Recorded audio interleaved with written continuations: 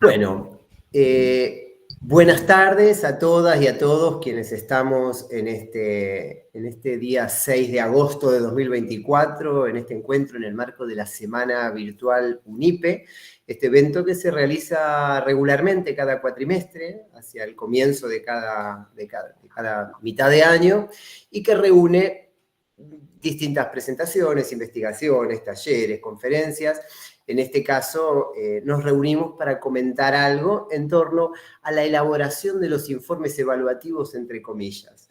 Le puse entre comillas lo de informes evaluativos por esta intención de revisar un poco el sentido de estos textos que hacemos en el jardín, todos los comienzos, los medios y los fines de año normalmente, 2 o 3 veces sobre cada niño, revisar un poco el sentido de lo evaluativo, el sentido de la escritura, el sentido de la mirada sobre el aprendizaje y de alguna manera proponer una revisión de esa denominación de informe evaluativo y sustituirla por la idea de el relato pedagógico. Si les parece bien, me gustaría organizar esta presentación y que después comentemos.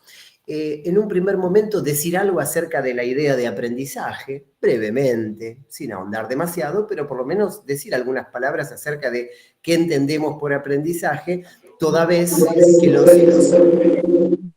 Ahí, gracias. Silenciemos los micrófonos mientras no estamos hablando, para que no se produzcan ruidos, porfa.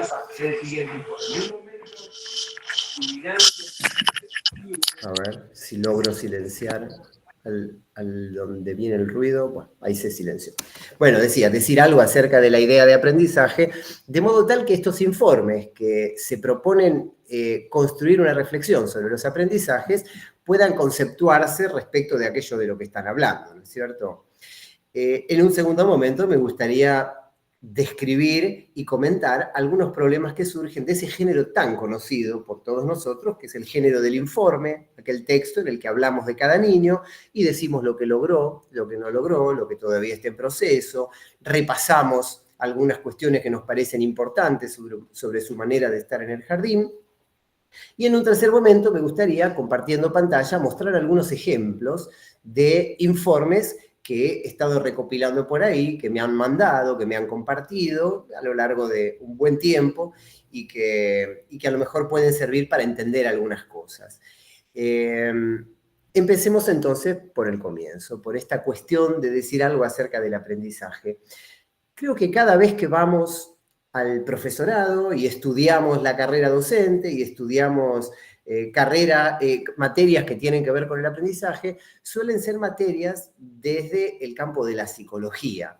Es decir, se nos enseñan las famosas teorías del aprendizaje, y las teorías del aprendizaje vienen a cuento de entender al aprendizaje trazando algún tipo de fórmula que lo explique. Entonces preguntaremos a los piagetianos, a los constructivistas de corte ginebrino, y nos dirán que el aprendizaje tiene que ver con cierta búsqueda de equilibrio, con mecanismos a los que se denominan asimilación, acomodación, esquema, nos hablarán de reflejos ampliados. Le preguntaremos a los más conductistas y nos dirán que tiene que ver con la posibilidad de construir respuestas ante ciertos estímulos, reflejos condicionados y cosas por el estilo. Le preguntaremos a los más cognitivistas y nos hablarán de la mente, de las analogías entre la mente y el ordenador, nos hablarán de cuestiones vinculadas, cada uno con su teoría, busca de alguna manera construir una fórmula que explique cómo lo que está afuera pasa a estar adentro. Y me preguntaba yo si acaso la idea de aprendizaje, más allá de entender cómo funciona con una fórmula, sea la acomodación, la zona de desarrollo próximo, etc., puede correrse un poco de ese lugar que algo que se incorpora, de algo que se adquiere de una vez y para siempre, de algo que se logra, y una vez que está logrado ya no hay más que decir, o una vez que no está logrado ya no hay más que decir, de algo que necesariamente puede medirse, puede evaluarse, puede constatarse su existencia o no, y acercarnos a una idea de aprendizaje como algo misterioso, como algo que nos transforma, como algo que evidentemente cuando nos sucede y nos enfrenta a la sensación del logro, del hallazgo, de la adquisición, nos hace sentir bien, pero acerca del cual no es tan fácil elaborar un informe como si fuera el análisis de sangre que le hacen los médicos al paciente, ¿no es cierto? Vivimos una época, diría yo, en la que la idea de aprendizaje está muy en el centro de la cuestión pedagógica. Es muy difícil hablar de la educación sin enseguida terminar hablando del aprendizaje, de los aprendizajes, del acto de aprender en un sentido puntual. Me hice una lista, el otro día en Arroyo Seco la leímos, de todas las fórmulas del lenguaje pedagógico que echan mano en estos días a la idea de aprendizaje. Fíjense, a los maestros se los llama facilitadores del aprendizaje, a la enseñanza, creación de oportunidades o ambientes de aprendizaje o comunidades de aprendizaje. Al proceso educativo se lo evalúa según sus resultados de aprendizaje, con pruebas estandarizadas como las pruebas PISA o cosas por el estilo. Los que critican a las pruebas PISA, que no son pocos, lo hacen señalando que no se tienen en cuenta los factores de contexto del aprendizaje. Los estudiantes son entendidos como aprendices y se los clasifica en tipos de aprendices, que tiene cada uno su estilo de aprendizaje y emplea sus estrategias de aprendizaje y por supuesto se le presentan ciertas dificultades de aprendizaje o problemas de aprendizaje diagnosticados sabiamente por los especialistas en problemas de aprendizaje. Las instituciones son instituciones que aprenden, implementan tecnologías del aprendizaje, incluso las tecnologías aprenden, porque se dice que en la interacción con los usuarios los algoritmos se van perfeccionando y a eso se lo considera también aprendizaje, con caja negra y todo. Se habla del aprendizaje a lo largo de toda la vida o del long life learning, de los objetivos de aprendizaje, por supuesto, de la evaluación del aprendizaje. El aprendizaje nunca es a secas, es aprendizaje significativo, dialógico, estratégico, cooperativo, colaborativo, autónomo y muchos etcéteras. Hay dimensiones del aprendizaje y hay teorías del aprendizaje que las conceptualizan. Se habla también de la muerte de las teorías del aprendizaje y se habla de aprender a aprender, de desaprender lo aprendido. Y hay, por supuesto, críticas a esta lernificación del lenguaje educativo. Fíjense ustedes la enorme presencia de la idea de aprendizaje en el lenguaje pedagógico. No hubo jamás en la historia de los sistemas educativos una época que endiosara tanto la idea del aprendizaje. Por eso no es raro que a las maestras jardineras de ambos sexos se nos invite a escribir acerca del aprendizaje 1, 2 o 3 veces al año, mirando a cada uno de los niños y desplegando un estilo de escritura acerca del cual me gustaría ya mismo decir algunas cosas. Este informe, este estilo de escritura, este género de escritura que es el informe del alumno, dice cosas tales como, leo, disfruta y participa de las tareas grupales, colabora en actividades de distinto tipo, logra establecer relaciones con sus pares, con sus docentes, con otros adultos, comparte sus pertenencias cuando se le pide, espera su turno para hablar, cuida los materiales, ante las dificultades se frustra, se sobrepone, algo le pasa, muestra gran entusiasmo por esto y aquello, aún trabajamos en esto otro, que se diría está en proceso, todavía no está logrado. Fíjense que estas son frases típicas, las digo estas en particular porque si uno mira 1000 informes, en 983 de ellos estarán todas estas frases, digamos. Funcionan como de alguna manera frases recurrentes que dan cuenta de un estilo de escritura, de una manera.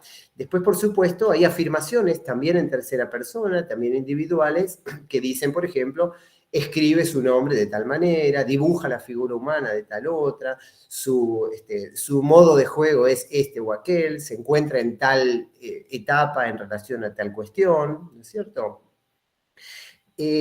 Pretenden estas afirmaciones abarcar una lista larga de cosas aprendibles y acerca de cada una de esas cosas aprendibles, decir si efectivamente fue o no fue adquirida, lograda o aprendida.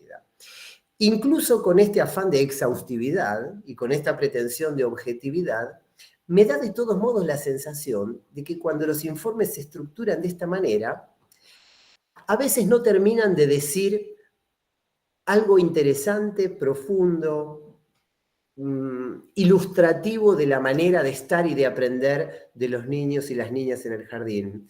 A veces las directoras le reclaman a las maestras y les dicen, yo quiero leer el informe y sin saber de quién es, darme cuenta, ver al niño así como el informe lo debería describir, digamos, ¿no? Y esta búsqueda, que es genuina, que es interesante, de que el texto refleje a la persona, es difícil de lograrla por esta especie de punteo pretendidamente objetivo de capacidades objetivas, ¿no? Entonces, a mí me da la sensación que me dejan con un poco de gusto a poco, o de gusto a poco interesante, en el sentido de que tienden a mirar muy desde afuera a los chicos, muy desde lejos, y agregaría muy desde arriba, como si en vez de contar la historia de este niño con su docente, la historia de este niño con sus compañeros, la historia del encuentro de este niño con un cierto desafío, con una cierta dificultad, con una cierta invitación, con un cierto escenario, se limitara a hacer una enumeración, como quien hace un inventario, de sus adquisiciones, de sus logros, como si se tratara de ganancias, digamos, ¿no? De pertenencias que de aquí en adelante ese niño logró, adquirió, ganó y ya no las perderá, ¿no?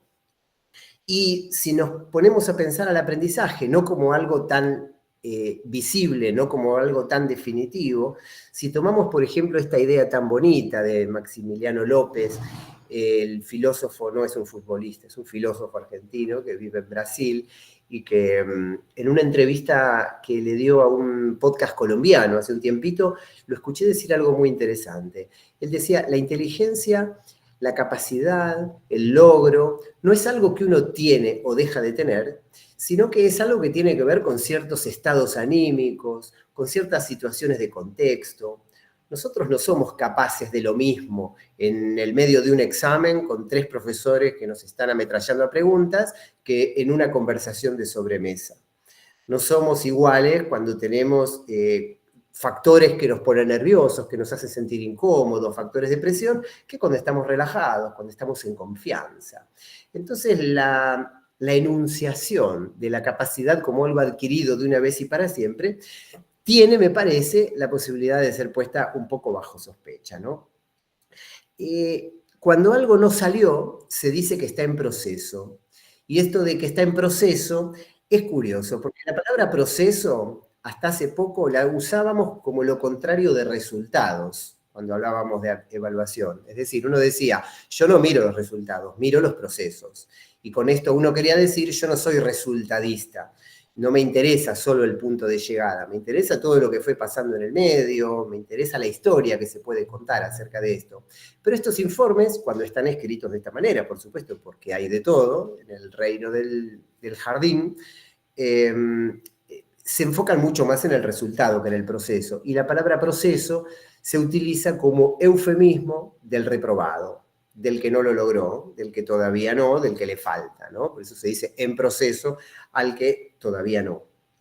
Tiene también, en alguna medida, el efecto de generar una división entre los que lo lograron y los que todavía están en proceso, entre los exitosos, los ajustados y los desajustados, ¿no? Pero me pregunto si el costo de generar esa clasificación, que puede devenir en cierta estigmatización, digamos, tiene a su vez la ventaja de poder entender mejor, de poder pensar más. Me pregunto si la maestra que le va a tocar ese grupo el año siguiente leerá esos informes y esa enumeración de cosas que salían y cosas que no salían le resultará útil, o si tal vez le resultaría más útil otro tipo de texto.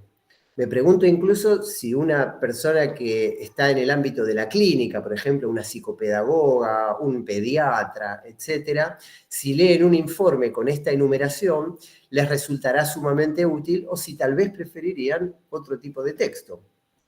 Porque me lo pregunto, lo he conversado con profesionales de la salud de esos ámbitos y me sorprendieron algunas de sus respuestas.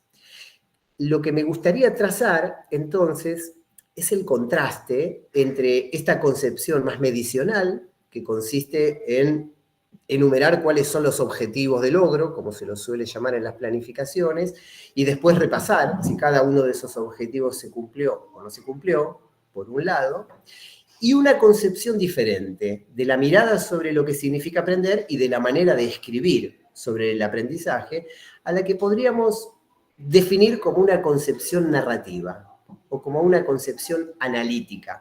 Por eso hablo de relato pedagógico. En esta otra concepción, en lugar de enumerar los objetivos y ver uno a uno si se cumplieron, describimos el escenario, describimos la experiencia que fue ofrecida y tratamos de construir un relato que le dé sentido. Que le dé sentido a la manera que ha tenido cada niña, cada niño de transitar ese escenario que le fue regalado, que le fue donado, que le fue brindado. Esto implica, por supuesto, dejar de fijarse tan minuciosa, tan meticulosamente qué cosa salió y qué cosa no salió. Y entonces concentrarse, en vez de la enumeración de los logros, en algunos episodios interesantes que en conjunto sirvan para hacer una semblanza de la manera de estar de esa niña o de ese niño en el jardín. Con esto no quiero decir que no importe si algo sale o no sale. Con esto no quiero decir que dé lo mismo y que no tengamos que fijarnos. Si un niño cuando tira el dado, por ejemplo, es capaz de mover la pieza tantas veces como la constelación del dado dijo, ¿no es cierto? Lo que quiero decir es que pongamos este mismísimo ejemplo en dos redacciones diferentes. Redacción medicional.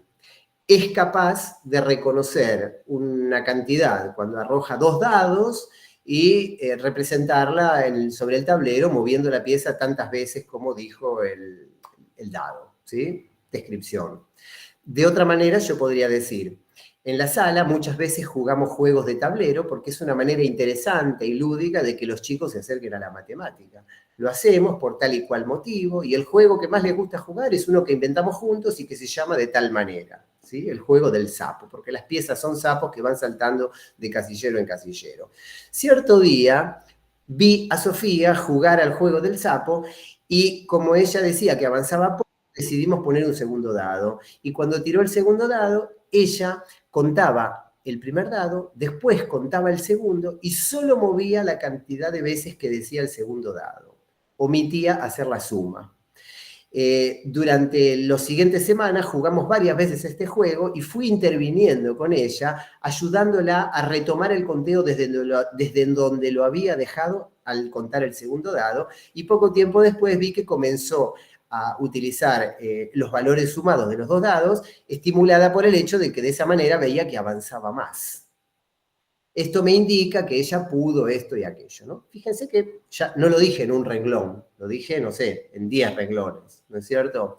Pero lo dije además de la cantidad de renglones que le dediqué a decirlo, lo dije de una manera más narrativa, no lo dije simplemente como puede, sino que expliqué en qué contexto puede, qué se le propuso para que pueda, qué pasó entre que no podía y después pudo, cómo se llamaba el juego, por qué estaba planteado de esa manera, ¿no es cierto? En ese sentido, la tesitura narrativa de estos textos no viene a reemplazar los inventarios de logros por anécdotas, como a veces sucede en los informes cuando se ponen anecdóticos. No se trata de contar anécdotas que pinten la personalidad del niño, no se trata de contar anécdotas que estén muy centradas solamente en el disfrute, en la participación de los chicos en las actividades, sino que se trata de desplegar narrativamente algo del orden del conocimiento, algo del orden de los aprendizajes, algo del orden de la relación de ese niño o de esa niña con cada uno de los mundos de conocimiento que en el jardín se le despliegan a través de las propuestas, ¿no? Los logros están, por supuesto, y se los puede mencionar, pero más que mencionarlos como logros, como cosas que hay que celebrar, con un grito de gol si suceden, o que hay que decir que no están, con cuidado, con respeto, sin ofender, en el caso de que no estén, son acontecimientos acerca de los cuales podemos decir cosas rodeándolos. Una de las cosas que son difíciles de decir, por ejemplo, tienen que ver Perdón, aquí alguien pregunta por qué no se admiten más personas, porque llegamos a 250 y me parece que ese es el límite, ¿eh? Simplemente por eso. Cierro paréntesis. Decía, hay cosas que son difíciles de decir. Y son difíciles de decir porque uno tiene miedo de ofender a quien lo lea, no precisamente a la maestra que le toque el grupo el año siguiente, sino a las familias que lean el informe.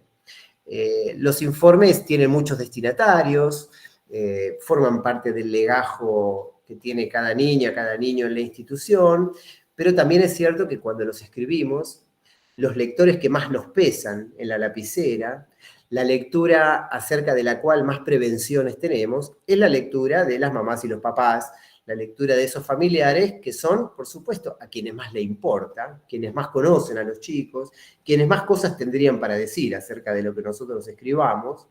Y entonces, cuando tenemos que decir que Francisco pega, no ponemos Francisco a veces pega, porque si ponemos directamente Francisco pega, sentimos que suena feo, y efectivamente suena feo, y la directora nos sugerirá que en vez de poner Francisco pega, pongamos todavía trabajamos en que Francisco logre expresar sus enojos de una manera no agresiva. Le ponemos como algodones, digamos, ¿no? Atenuamos las palabras que sean demasiado pinchudas, demasiado filosas para decirlo, y nos cuesta expresar algo, del mismo modo que nos cuesta expresar lo que todavía no sale, ¿no? En este punto, ¿qué pasa si lo decimos narrativamente y sin pretensión de objetividad? Sucede que vamos a decir algo así como lo siguiente. A veces en el jardín, cuando suceden conflictos, nos ayudan a aprender cosas. Los conflictos son siempre una oportunidad para aprender a estar juntos, que es una de las cosas más valiosas que se aprenden en el jardín. Un día, por ejemplo, Francisco vino del patio enojadísimo con su compañero porque no habían podido usar el juguete que los dos querían. Y entonces nos sentamos los tres en la sala, tuvimos una conversación, cada uno contó cómo se había sentido, hicimos un dibujo y lo colgamos en la pared. Y desde ese día el dibujo nos sirvió como una referencia para recordar que hay una regla compartida que dice que hay que compartir los juguetes. O también me hizo pensar a mí que a lo mejor yo tenía que poner más materiales en el patio y no alcanzaban para todos, y la pelea no tuvo que ver solo con la naturaleza violenta de Francisco, sino con una cuestión mía de diseño de la actividad, ¿no es cierto? Pero incluso si no fue efectivo, yo también podría terminar diciendo, bueno, me quedé pensando en cómo ayudar a Francisco a resolver estas situaciones y lo noté dispuesto a pensarlas y a conversarlas. Entonces, de esta manera yo estoy hablando en primera persona, me estoy involucrando y estoy diciendo que lo que pasa con Francisco no es que es un sujeto violento que pega, sino que estamos en el jardín para aprender a estar juntos y que alegremente puedo decir que esto está sucediendo gracias a que los conflictos se presentan y que puedo contar un poco cómo los gestionamos y que puedo contar un poco el contexto de esos conflictos sin centrarme en el logro o en la dificultad, sino en ese relato narrativo, ¿no es cierto? En esa puesta en contexto. Por supuesto que si uno opta por un texto principalmente narrativo, centrado en algunos episodios y no en la enumeración de todo lo aprendible, uno está renunciando a algo.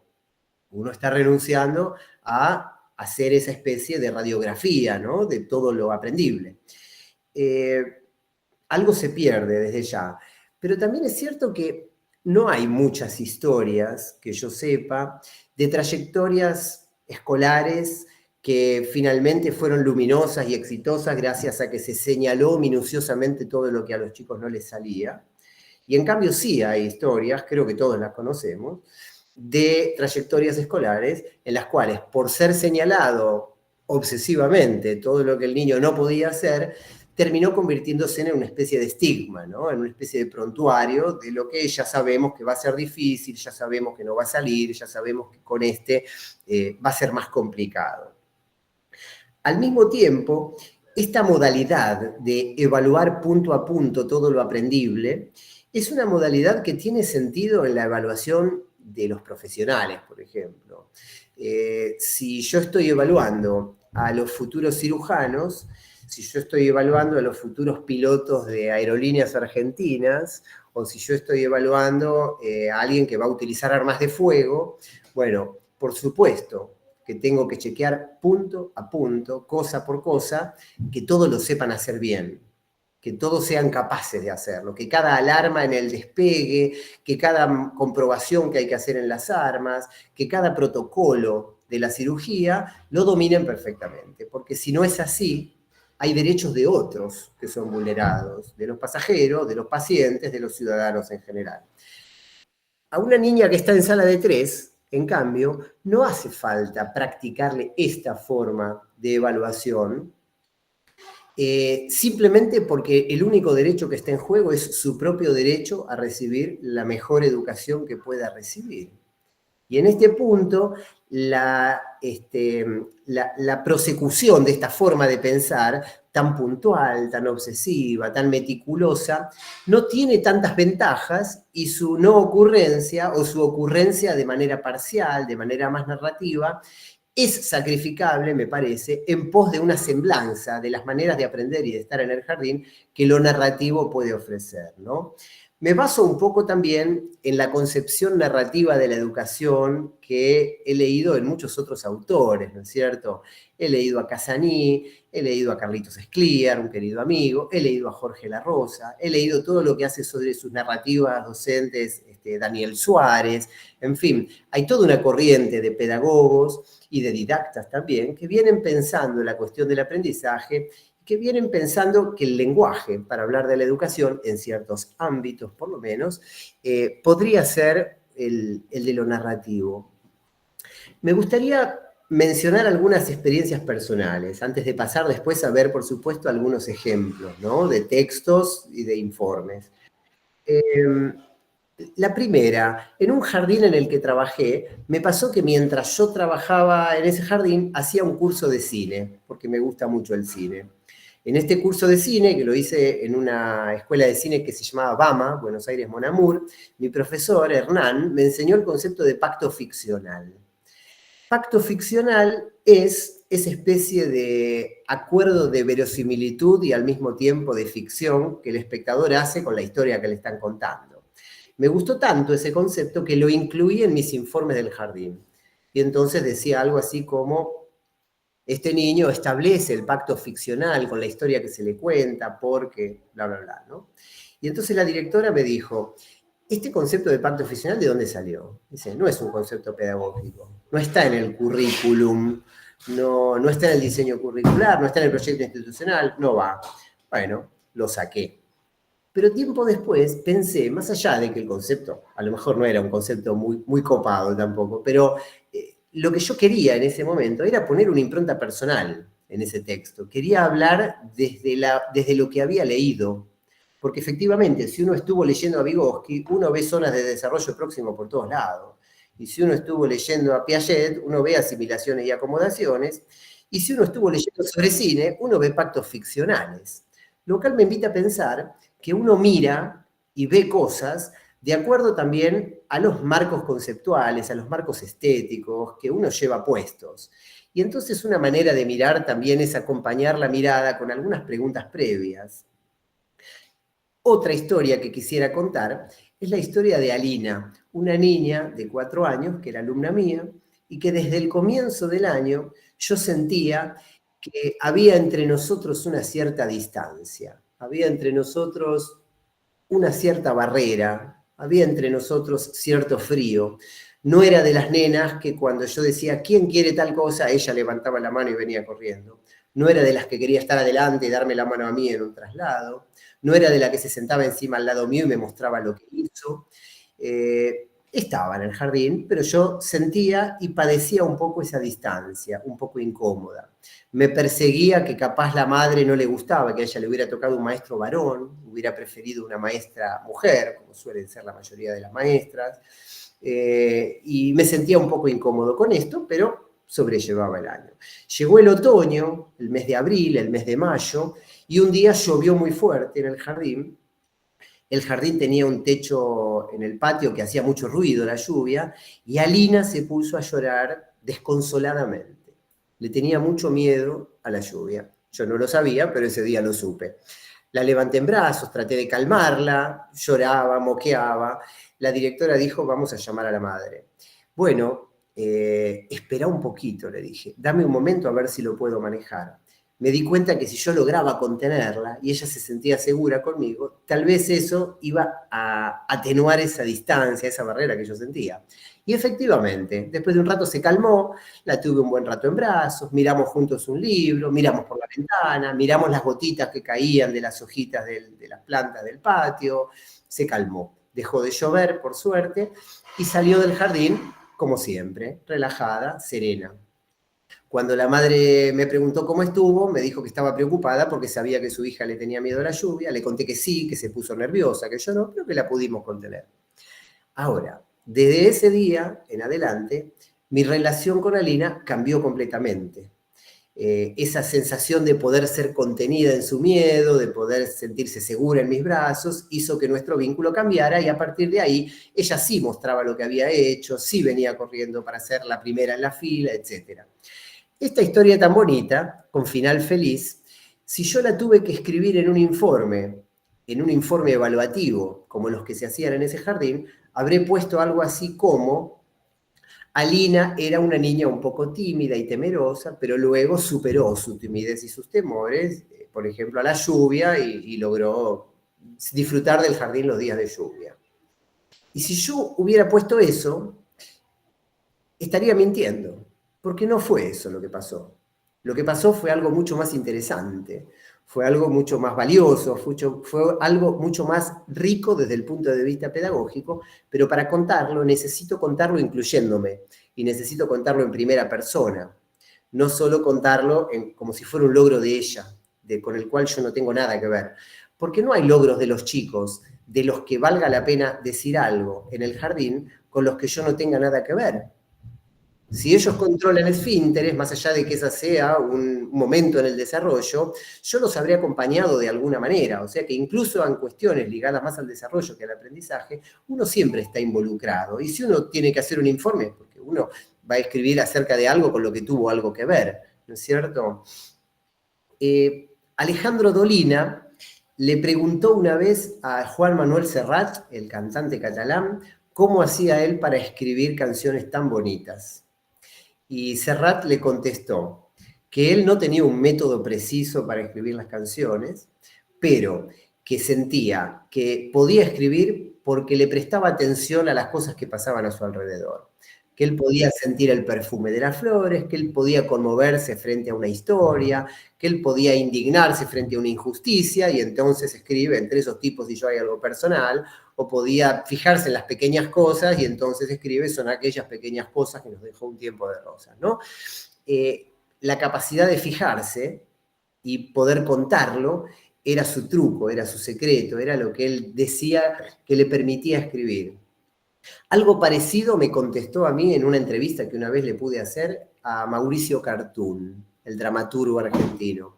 Le pregunté cuál es tu método de escritura de esas obras de teatro que a todos nos gustan tanto, y él dijo: tengo un cuadernito. En el cuadernito voy anotando todo lo que me llama la atención, lo que me parece digno de anotarse.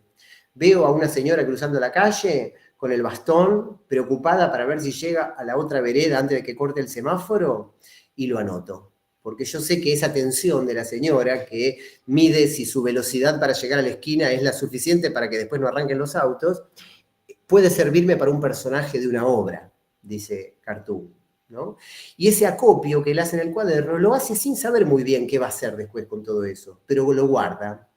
Me parece que una manera interesante de estar en la sala y de mirar lo que pasa en la sala es hacerlo desde esta idea de acopio.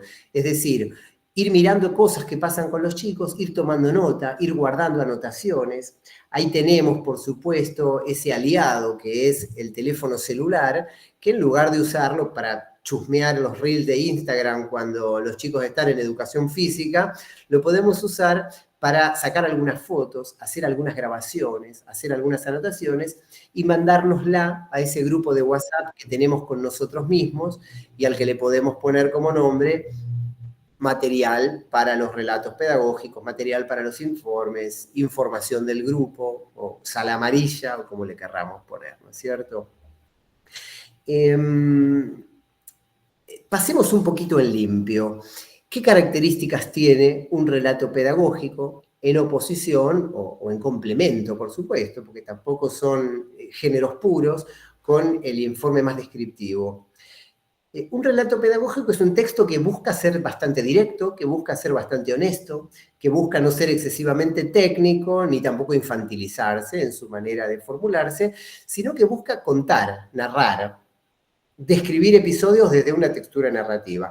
No abarca todo lo aprendible, sino que se concentra en algunos eventos significativos, lo más diversos entre sí, como para que 4, 5, 6 de estas historias constituyan el relato y en su variedad den cuenta de cómo está esa niña o ese niño en el jardín, cómo aprende, cómo se relaciona con las propuestas, cómo se relaciona con distintos conocimientos de distintas áreas, ¿no?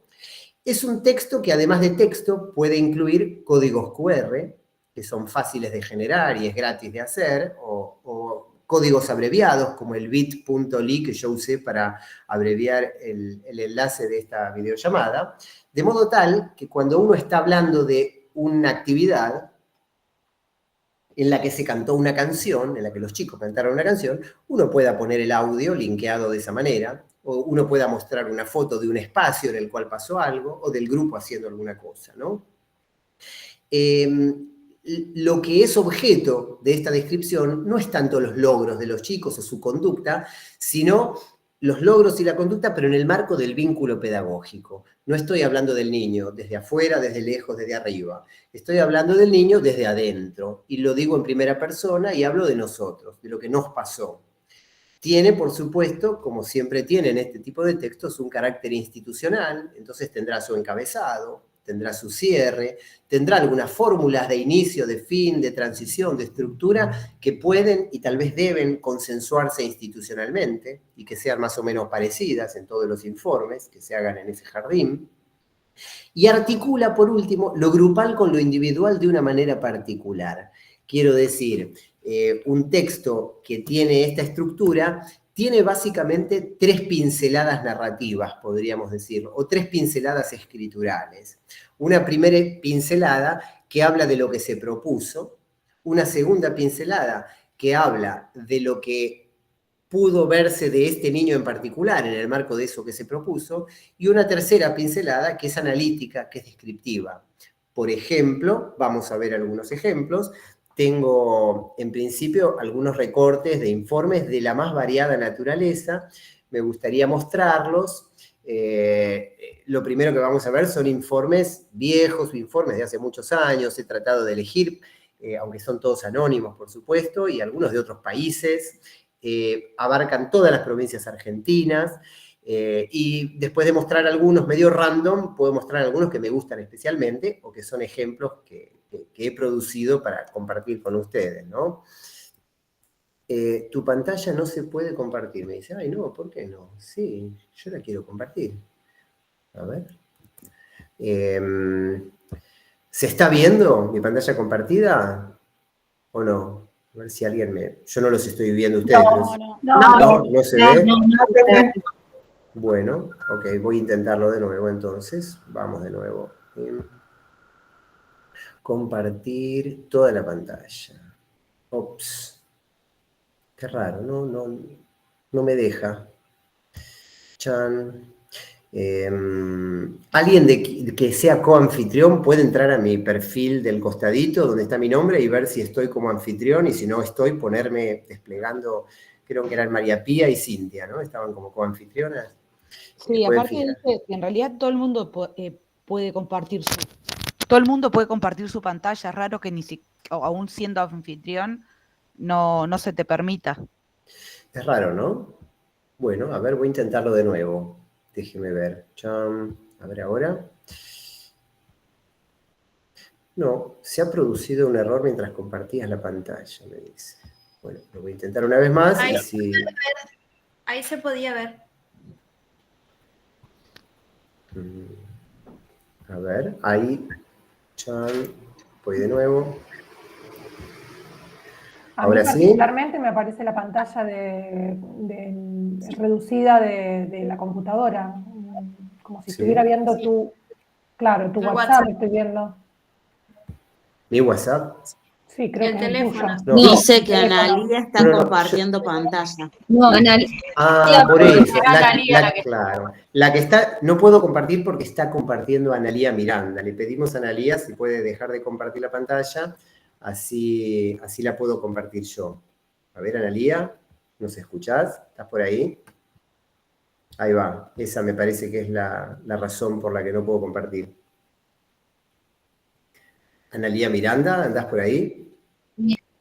está justo Claro, escribiendo. se ve que está desconectada, está conectada a la videollamada, pero no le está prestando atención. A ver, no sé si se puede. No, O sí, sea, dice que capaz no que sabe qué Está tocó. escribiendo, dice que no sabe qué tocó. Analía Miranda, a ver si yo la tengo acá. No se preocupen Quizás la que pueda. saco que todos puedan compartir pantalla. Eso te iba a decir, Para. Pía. Sí. No, ya está. La saqué de la llamada de Analía Miranda, que de todos modos estaba haciendo otra cosa. Y a ver si ahora puedo compartir mi ventana. Chingui, compartir. A ver si ahora sale. No, me sigue tirando error. Bueno, les pido disculpas, no sé qué es lo que sucede. Trataré de, sin compartir la pantalla, compartir de todo modo lo que quería compartir. Probá ahora, a ver. ¿Decís que algo pudo haber cambiado? Sí, Vamos a probar. puse que no todo el mundo puede compartir pantalla. A ver, vamos a ver. Vamos de nuevo. No, lo veo medio difícil. No, me sigue apareciendo un cartelito de error. Bueno, tranqui, nada. Les voy a compartir el archivo, de todos modos les dejo un enlace en el que pueden descargar el Power que yo quería compartir. Lo voy a poner en este momento en el Daniel, y si se lo chat. compartís a María Pía ¿A que quién? está como coanfitriona, capaz que puede ella. Bueno, mira María Pía, yo estoy dejando el link en el chat. Si vos lo podés compartir, compartilo. Y si no, tranquilo. Hacemos en versión sin compartir con pantalla, que también se puede. Es interesante porque hay cosas que son un poco visuales, ¿no? Pero me gustaría entonces centrarme, para no perder tiempo con esta cuestión técnica, en algunas cosas que se ven en estos informes. Una primera cosa que me gustaría mencionar es la preocupación de que los informes que hacemos de distintos niños no sean parecidos entre sí, sino que demuestren cierta variedad. Entonces, por ejemplo, tengo ante mi vista 2 informes de la misma maestra, pero de 2 chicos distintos. Uno se llama Milton y el otro se llama Eros. Entonces, fíjense lo que dice de Milton y fíjense lo que dice de Eros. Dice, Milton demuestra gran placer y entusiasmo al realizar sus producciones. Y de Eros dice, Eros demuestra gran placer y entusiasmo al realizar sus trabajos. Milton, producciones. Eros, trabajos. Milton, con respecto a la figura humana, la realiza completa con detalles. Eros, con respecto a la figura humana, la dibuja agregándole detalles a la misma. Fíjense ustedes que acá hay 2 redacciones un poquito diferentes para decir lo mismo. Entonces uno se pregunta, ¿por qué esta maestra se tomó el trabajo de redactar 2 veces lo mismo, pero cambiando algunas palabras en cada informe? Bueno, la razón evidente es que quiere que sus informes no se parezcan todos tanto entre sí y que cuando alguien, la directora, por ejemplo, supervise estos informes antes de que sean entregados, no le diga, profe, acá copiaste y pegaste, no te tomaste el trabajo de redactar cada uno, digamos. Visto así, en evidencia, parece un poco absurda, digamos, esta tarea extra de andar diversificando el lenguaje, porque finalmente se está diciendo lo mismo. Entonces creo que esto invita a preguntarnos cuál es el sentido de estas reiteraciones o de estas no reiteraciones, digamos, ¿no?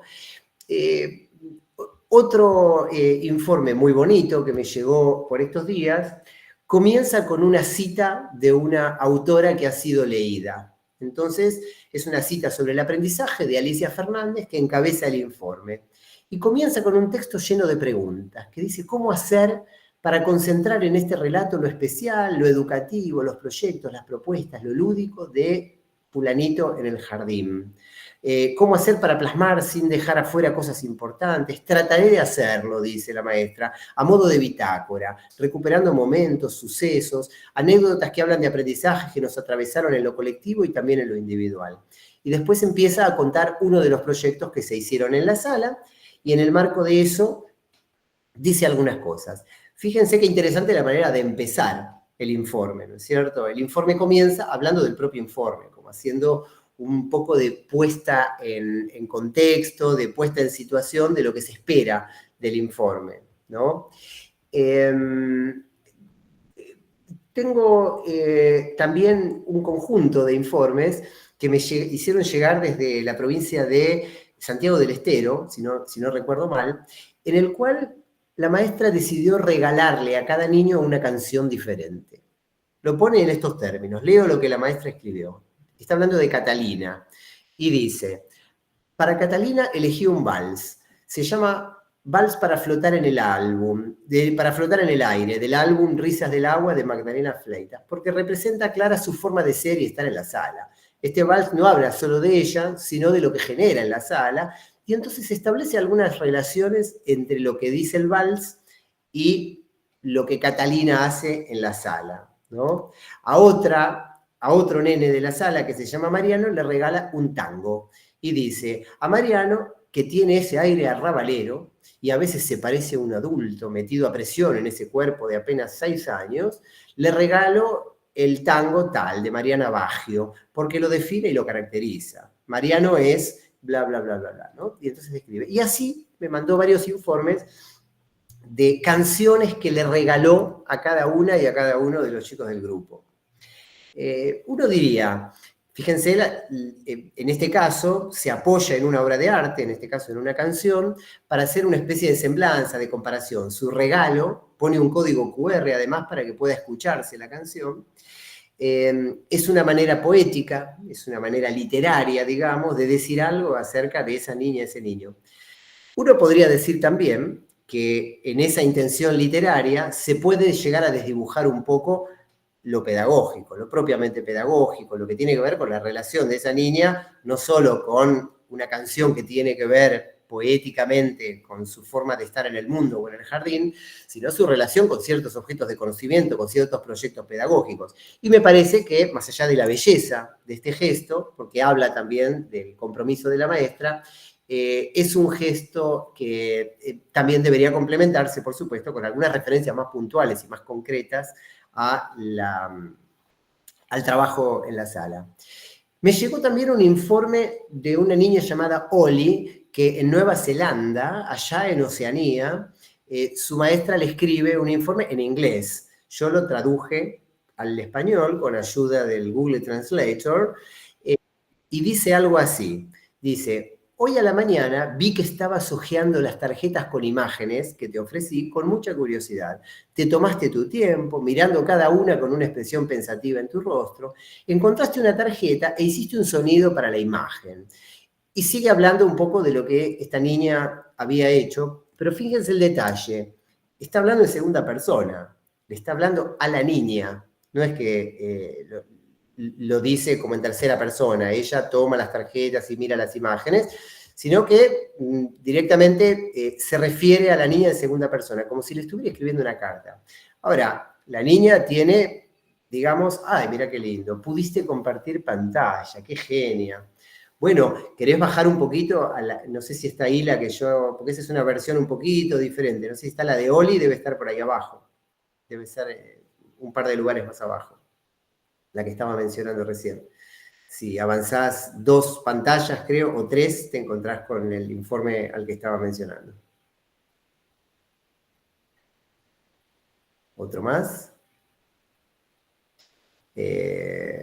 Otro más.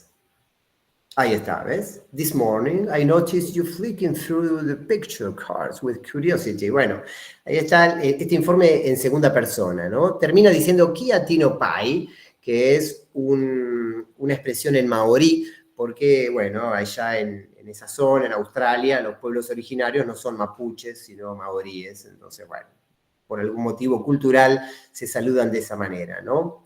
Bueno, muchas gracias, María Pía. Si quisieras avanzar un poquito, la siguiente, probablemente, eso. Fíjense, hay un signo de diferencia, ¿no? Separando un texto escrito en tercera persona y un texto alternativo escrito de otra manera. Fíjense que el texto en tercera persona dice, se inicia la adquisición de hábitos, se lava las manos, se seca, está interesada en ir al baño, etc. Está hablando de ella, ¿sí? Lo que ella logró, lo que hace, lo que no hace. A veces se saca el pañal, a veces hace en el inodoro, a veces no. Se ve que es una niña de sala de 2, digamos, o de sala de 1, porque está en control de esfínteres, ¿no? La versión narrativa dice otra cosa, dice, en el jardín acompañamos el proceso de las chicas y los chicos al dejar los pañales, creemos que es muy importante que estos momentos de su desarrollo tengan lugar de una manera cuidada y acompañada. Dos pequeños episodios relacionados con esta cuestión nos permiten ilustrar cómo viene sucediendo este proceso en el caso de Justina. 1, 2, se cuentan esos procesos, se cuentan esos episodios que son ilustrativos de la manera en que Justina atravesó el proceso de control de esfínteres o lo está atravesando. Y después viene un comentario. Lo que puede verse en estas dos pequeñas situaciones es tal cosa. En este punto, fíjense que ahí están las 3 pinceladas escriturales de las que hablábamos antes. Una primer pincelada, que son esos primeros 5 renglones, en las que contamos algo acerca de cómo se organiza la propuesta en la sala. Una segunda pincelada, en la cual decimos qué le pasa a Justina en ese escenario. Y una tercera pincelada, que es un comentario pedagógico, que es un comentario más narrativo, que nos permite, digamos, desplegar algo más, ¿no? Bueno, ¿querés, María Pía, avanzar en la presentación? Este es un modelito de la provincia de Córdoba en el 2011. Yo participé de algún proceso y una de las cosas que se proponían, no sé si después se implementó mucho o poco, pero había surgido como una propuesta, era poder poner, pegando con plasticola en este caso, alguna producción. Se había hablado de la escritura del nombre, del modo en que dibujaba representaba dibujando o representaba a través de una foto, con el cuerpo, alguna cosa, en 2 momentos distintos, de modo tal de ponderar un proceso, ¿no? Avancemos, María Pía, por favor. Sigamos un poquito de largo, dejemos pasar esto y acá detengámonos un poquito. Lo que estamos viendo es un modelo de Mendoza. Yo no sé si hay alguien de la provincia de Mendoza acá que pueda corroborar que sigue vigente este modelo, que me lo pasaron el año pasado, pero se trata, fíjense, bajemos un poquito, María Pía, a la siguiente diapositiva. Lo que tiene es una especie de rúbrica, es decir, aparecen como si fuera un formulario de Google, que si bajás un poquito podemos ver que está escrito en tercera persona, ¿no? No lo llego a leer por una cuestión dice, por ejemplo, comunicación, escritura. Todavía no le interesa mucho escribir. El segundo valor de la rúbrica es, le gusta escribir y quiere. El tercero es, pide que le escriban palabras para copiarlas. El otro, sabe escribir palabras y puede leer algunas, qué sé yo. Entonces, cuando uno completa esto y toca el botón, aparece lo que vamos a ver en la siguiente pantalla, María Pía, que es un resultado con valores numéricos, como si fueran calificaciones, ¿no? Hay una escala, creo que del 1 al 3, entonces para cada elemento evaluado se le pone una nota, digamos. Algunos ven esto y dicen, bueno, por fin, alguien que sistematiza los aprendizajes de los niños para que podamos diseñar políticas públicas basándonos en los resultados de aprendizaje, y otros miran esto y dicen, qué horror utilizar calificaciones en sala de 3 o en sala de 2, como si fuera un boletín, ¿no? Yo me siento más cerca de esta segunda posición. No obstante, conversando con docentes de distintas provincias o lugares en los cuales se implementa este tipo de construcción, digamos, más cuantitativa, más calificativa, etc., una de las cosas evidentes que surge es que la existencia de este tipo de recursos, que evidentemente surgen de distintas gestiones estatales, porque claro, uno hace relatos pedagógicos y ningún secretario o ministro de Educación se va a sentar a leer relatos pedagógicos de decenas o centenares de miles de alumnos de los jardines para ver cómo gestionar el sistema educativo, ¿no es cierto? En cambio, este tipo de estadísticas que se pueden generar a partir de estos sistemas informatizados seducen a la política y a los funcionarios porque supuestamente les proporcionan alguna información. Entonces dirán, bueno, estamos flojos en esto, hay que reforzar e implementarán algún programa en ese sentido. Es una lógica difícil de imaginársela muy útil en el marco de este tipo de enseñanza y aprendizaje que tiene lugar en los jardines, ¿no? Bueno, avancemos un poquito, María Pía, por favor. Los ejemplos que siguen son ejemplos más parecidos al formato de relato de estas 3 pinceladas que había estado comentando anteriormente, ¿no? Leamos un poco este ejemplo, por ejemplo. En este primer párrafo, que es la pincelada descriptiva, uno se podría imaginar que este párrafo va a ser igual o más o menos igual en todos los informes del grupo. Si yo tengo 20 alumnos, a los 20 alumnos que yo decida incluir en sus relatos pedagógicos algo sobre la escritura del nombre, voy a copiar y pegar este primer párrafo. Porque este primer párrafo no habla de esta niña en particular, salvo en la última oración, sino que habla de mi propuesta. Habla de la razón por la cual me fijo cómo escriben los nombres y les propongo que los escriban y les pongo cartelitos y busco que reconozcan algunas letras de su nombre en esos cartelitos o en otras palabras escritas. La segunda pincelada, que en este caso no es un texto, avancemos un poquito María Pía, sino una imagen, se trata de fotos de cómo Sofía escribió su nombre, muestran, pero podría ser perfectamente un texto, ¿eh? Yo en vez de mostrar las fotos, si no tengo las fotos o no las quiero poner, podría describir la manera en la que escribía su nombre. Y la tercera pincelada es una pincelada, como decíamos, analítica. Dice que nos muestran las imágenes del mismo modo que el ejemplo de los pañales decía que nos contaban esos episodios de cómo esa Justina, esa niña, había... esos pequeños episodios que yo había elegido describían esta semblanza de su relación con el proceso de control de filtros, ¿sí? Bueno, ¿avanzamos?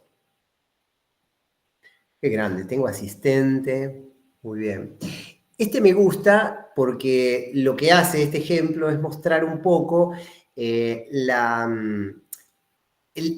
nuevo las 3 pinceladas, ¿no? Fíjense, este texto lo voy a leer. Dice, hacia el final de la primera mitad comenzamos a hacer un proyecto sobre bichos.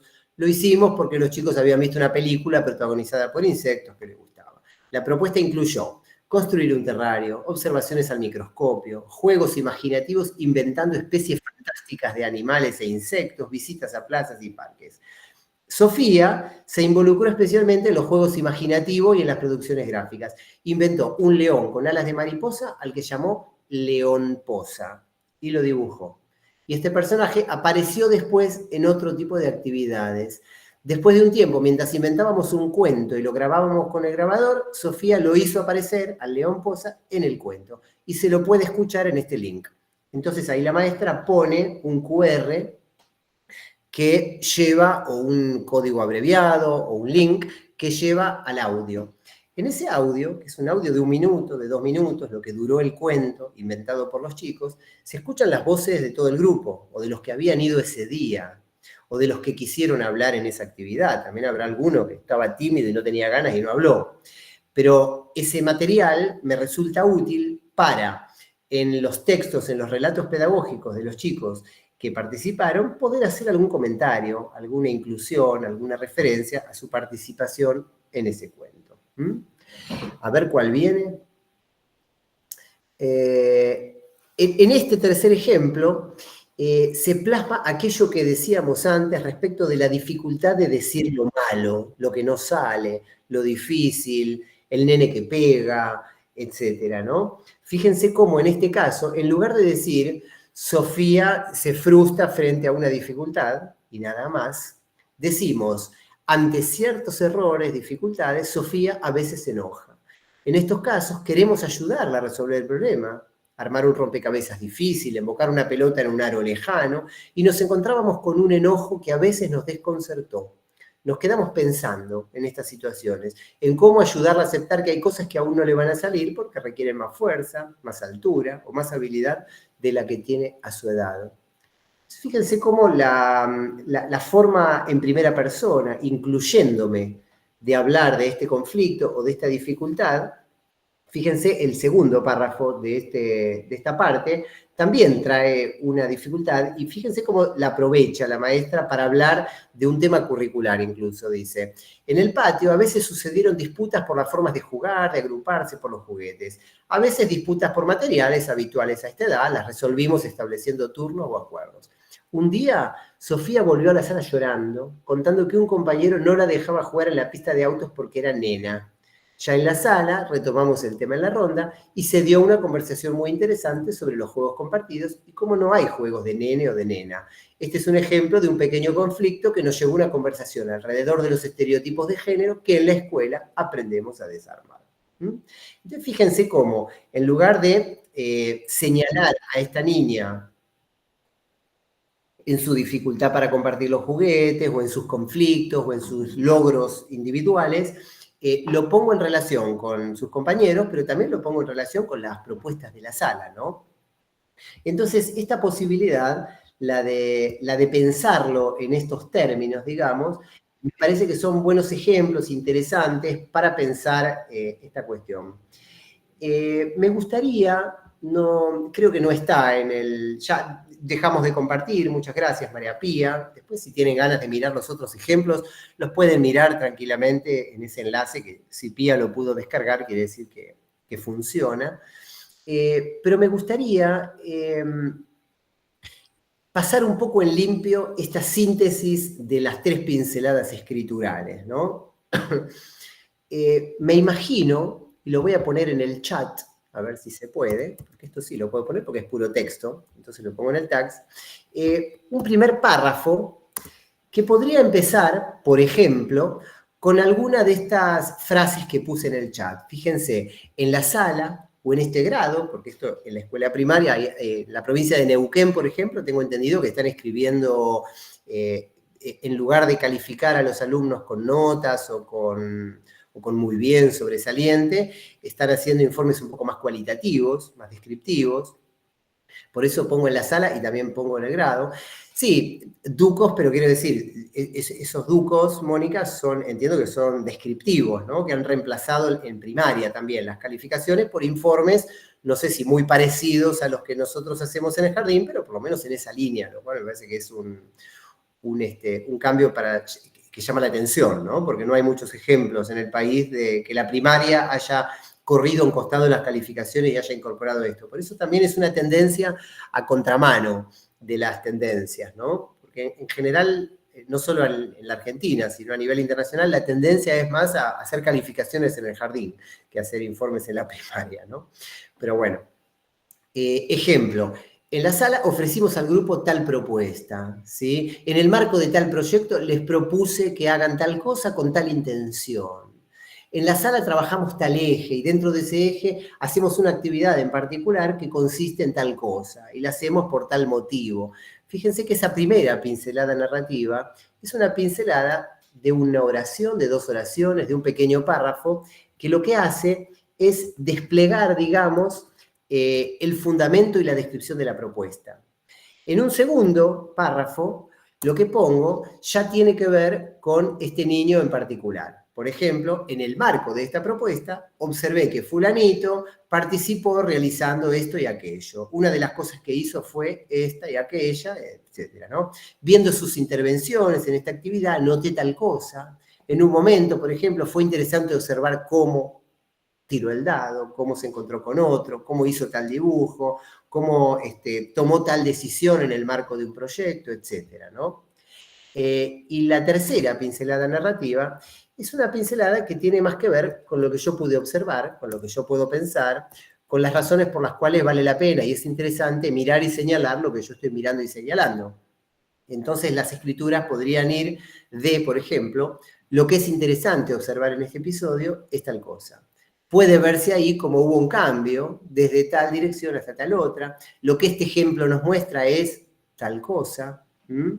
Entonces, en este punto, me parece que las 3 pinceladas narrativas muestran en conjunto una forma de describir que puede ser útil, que puede ser práctica para pensar una célula mínima de escritura dentro de estos relatos pedagógicos. Bueno, dicho todo esto, hecha esta semblanza, digamos, de los informes, de los relatos, dejado en sus manos algunos ejemplos para mirar en esa presentación que dejé el link en el chat, si les parece bien, me gustaría que, ahora sí, si les parece levantando la mano para tener un orden, hagamos un poco de conversación, hagamos un poco de preguntas, de comentarios, de contar las experiencias de cada uno. ¿Quieren? ¿Abrimos?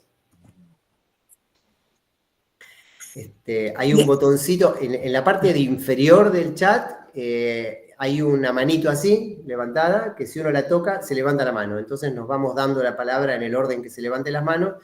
Ahí ya levantó la mano Cecilia, así que bueno, adelante Cecilia.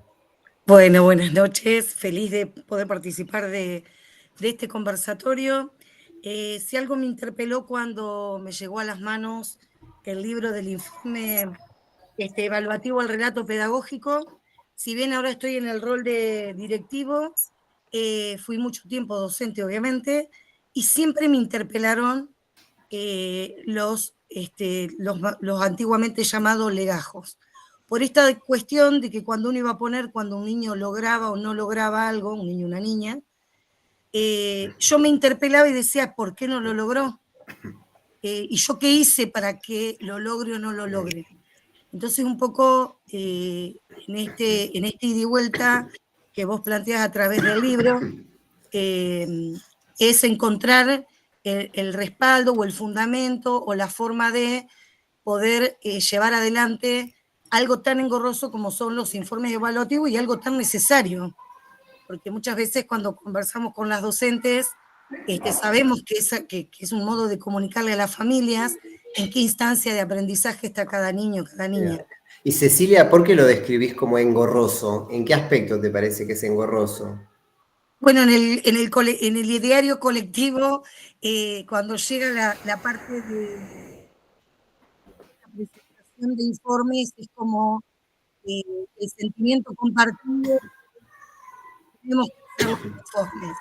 Es como que en el colectivo docente se toma como un peso, como una carga, y sin embargo es también posicionarnos nosotros como docentes desde dónde estamos parados, revisar nuestras prácticas, es decir, encontrarle el sentido, que más allá que es una comunicación a las familias que tiene que ser de manera clara, están hablando de su hijo, de su hija, y a nosotros nos sirve también cómo estamos posicionados como docentes. Claro. Entonces siento que nuestro rol es fundamental frente a la escritura de estos relatos. Sí, pensaba en esto que decías de la carga administrativa también. Escribir lleva tiempo. Y si uno tiene muchos alumnos, escribir lleva mucho tiempo. Entonces, una de las cosas que también habría que sopesar, que considerar, es a veces hacer una grilla en la que hay un montón de capacidades enumeradas y tildar las que sí y tildar las que no, digamos. Como van a ver ahí en el Power que les compartí, hay un montón de ejemplos de informes hechos como grillas en las que simplemente hay que tildar. El informe taxonómico de descripción de logros finalmente se parece mucho a esa grilla, solamente que en vez de que esté escrito y uno lo tilda, uno lo escribe. A veces se tiene que tomar el trabajo de redactarlo de maneras distintas para satisfacer un deseo absurdo de variedad para decir lo mismo, pero básicamente es más o menos lo mismo que la grilla. Entonces uno creería que es más fácil y que lleva menos tiempo, y la economía de esfuerzos es una variable a considerar y totalmente respetable. Y el registro que mencionabas anteriormente, yo lo puse en práctica estando de docente, ir apuntando en un cuaderno espirales tenía las divisiones, bueno, el nombre de cada niño, cada niña, e ir apuntando estos momentos importantes que yo le transmito a mis docentes, de decirle la mirada agudizada cómo tiene que estar en momentos como los del patio, que son sumamente ricos y donde surgen diálogos interesantes, mucho más que dentro de la sala, frente a una propuesta que siento que los niños están más bajo presión o se sienten más mirados por nosotros. Sí, pero vale la pena, me parece, reconocer que cuando hay una cosa para contar, una cosa para decir, y uno la escribe en primera persona, y uno la cuenta, y uno hace una semblanza de eso que pasó y la analiza, es verdad, a lo mejor construir ese texto requiere más elaboración que simplemente decir esto sale, esto no sale, ¿no es cierto? Pero al mismo tiempo, uno va a elegir unos pocos episodios de cada niño, la extensión del informe va a ser la misma que si hiciera un informe taxonómico, pero creo que la manera en la que este tipo de texto nos relaciona con lo que hacemos es una manera más soberana, es una manera más auténtica. Por supuesto que hay que tener algo para decir, ¿no? Y por supuesto que para tener algo para decir hay que mirar, y por supuesto que además de mirar hay que acopiar, hay que guardar información, ¿no es cierto? Pero bueno, gracias por la intervención. Mariela sigue, hay varias manos levantadas, vamos a ir dando la palabra en el orden que aparecen ahí en la listita, la veo a Mariela. Buenas tardes, un gusto de compartir con ustedes este hermoso taller y muy significativo, por cierto, desde Villa María, Córdoba, y es para hacer referencia a ese de que de esa diapositiva en donde se pegaban, ¿no es cierto?, las producciones de los estudiantes de la primera, desde el comienzo y del final del año escolar. Eso lo usamos no para el informe, sino para añadir al legajo. Es una forma de enriquecer ahí. Ponemos el informe, que nosotros lo tenemos dividido en la primera etapa y en la segunda etapa, que nosotros le llamamos el IPE. Después añadimos las producciones y además de cada secuencia, proyecto, de las diferentes estructuras didácticas, pedagógicas, perdón, se culminan con unas rúbricas evaluativas nuestras, pero a su vez, con esos criterios de evaluación, hacemos individualmente un seguimiento del estudiante, que esa planilla también se incorpora al legajo. Es decir, si en el año hemos dado 10 secuencias o proyectos, entonces ahí van a estar todas esas planillas de seguimiento del estudiante. Bien. Bien, y bueno. Una cosa con relación a esto del relato, nosotros tenemos un sistema que se llama CIDI, Ciudadano Digital, que ahí, y tenemos gestión de estudiante, que ahí entramos como docente y ya está estipulado y separado por campos de formación para formar este informe evaluativo. Entonces, ya tiene también un límite en cuanto a las palabras, ¿no es cierto? Así que por ahí se nos complica, o por lo menos a mí me ha pasado de que cuando me explayo así, como que cubro todo y voy a contar una sola partecita del campo de naturales, por ejemplo, siendo que hemos visto 2 proyectos y secuencias, ¿se entiende? Claro. A eso es lo que voy. Eso sí se podría hacer como un anexo ahí, así libre, como aparte para el legajo. Eso sí está muy interesante. Bien. Bueno, gracias por compartir. Ha cambiado mucho en Córdoba la dinámica a lo largo de los años, ¿no? De estas cuestiones. Bueno, Valeria Guevara, veo la mano levantada a continuación. Hola, ¿qué tal? La que estuve el otro día en el Nogal. Muy bien. Me pasaron muchas cosas mientras que hablaba. Recordaba de cuando estaba el informe evaluativo. A mí como mucho no me cerraba. Yo siempre voy en contra, me parezco mucho a tu pensamiento de lo que a uno le dispone desde el ministerio. Después llegó la narrativa, que era una vuelta de rosca, pero seguía siendo lo mismo. La narrativa que uno hacía, en cambio de hacerlo en ítems, lo escribías en forma narrativa. O sea, teníamos que seguir haciendo eso que nos estaban pidiendo. Y me pasa que siempre trabajé en escuelas primarias, el jardín dentro de una escuela primaria, y siempre el primer ciclo espera esas narrativas que son descriptivas, puntuales, y es difícil explicarle, a lo mejor,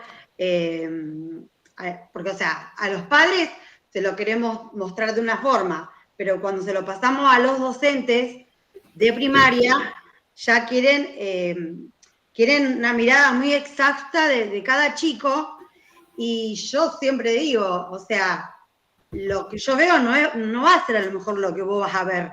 O sea, yo te puedo decir, porque de un año para el otro va a cambiar, pero es como que siempre la primaria está esperando esa evaluación descriptiva, de puntual, y bueno, y esto del informe, el relato pedagógico que proponés, desde el año pasado que lo vengo leyendo, no tuve la oportunidad de hacer uno, ahora lo tengo que hacer, estoy de licencia y la directora me dio más tiempo, me estoy leyendo libros, me estoy haciendo todos los cursos para poder hacerlo, y me parece que es una buena forma de llegar a las familias sin herir susceptibilidades.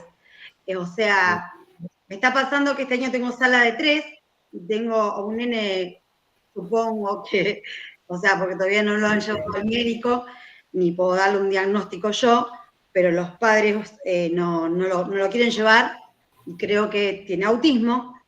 Entonces, ¿cómo explicarle a esos padres en un informe que no sea tan chocante? O sea, que va a ver que a lo mejor el otro nene hace tal cosa, lo logró, no lo logró, está en proceso. Esta forma del relato me va a ayudar mucho, me parece, a poder transmitirle a esos padres que todavía no han ido al médico, no están negados.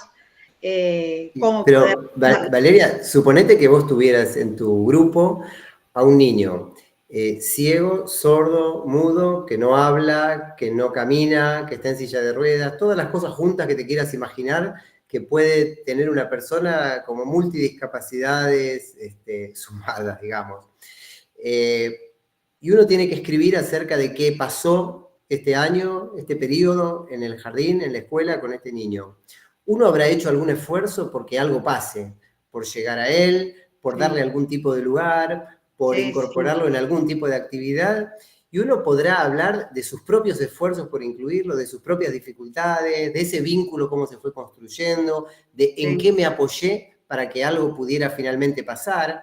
Y me imagino que ese tipo de descripción, ese tipo de relato, también le va a resultar muy útil al que vuelva a trabajar con él después, más que hacer una lista de todo lo que no le sale, que va a ser una lista larga, va a ser una lista penosa, y va a ser una lista que no le va a reportar ninguna novedad a esa familia que lo lea, y tampoco a ese médico, a ese pediatra o a ese especialista, porque ellos ya saben lo que al chico no le sale mejor que nosotros.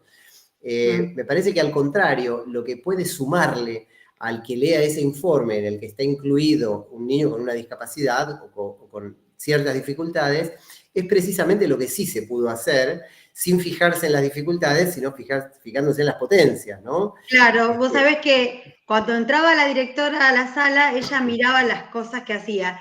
Y yo enseguida le decía, pero me miró la cara y me hizo tal gesto. Yo le decía siempre lo que había logrado. O sea, pero ella entraba a la sala y veía actitudes que veía todos los días. Pero yo le digo, en estas 3 horas que yo estoy acá, yo veo esos pequeños logros y se los comentaba a los papás. Hizo esto, hizo el otro. Para mí era un logro lo que estaba haciendo. A su manera, pero lo hacía. Claro, totalmente.